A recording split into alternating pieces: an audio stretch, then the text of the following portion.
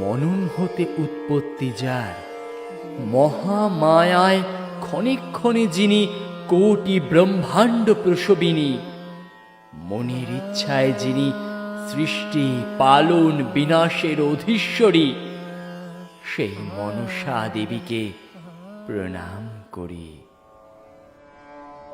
হংসারূঢ়া দেবী তার অক্ষমালার গুণনে সৃষ্টির মূলে ছড়িয়ে দেন অসীম জ্ঞান। অপরদিকে আবৃত করেন সৃষ্টিতত্ত্বের গুচ্ছবিদ্যাকে। কঠোর পরিশ্রমী ভক্ত মহাজ্ঞান যুক্তার কৃপায় লাভ করেন সৃজনশীলতার অমোঘ বর।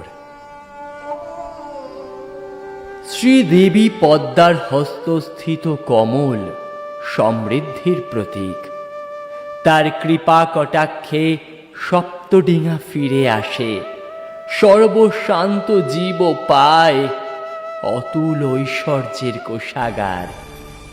তিনি তো নাগলক্ষ্মী, তাই তো তিনি অশেষ অহেতুক কৃপা প্রদায়িনী।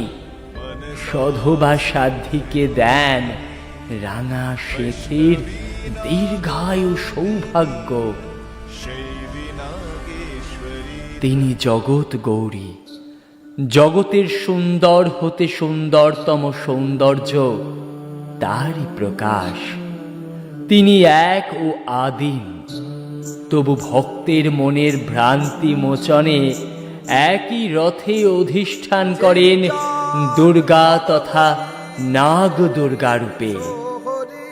এই জীবকুলের তথা সমগ্র জগৎ সংসারের মঙ্গলার্থে গরল সম সকল অশুদ্ধতাকে গ্রাস করে তিনি প্রত্যক্ষ হন মঙ্গলময়ী বিশ্বহরি মূর্তিতে।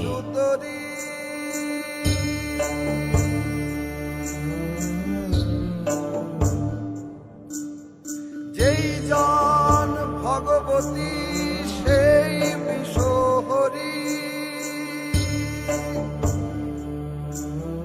পদ্মার প্রসাদে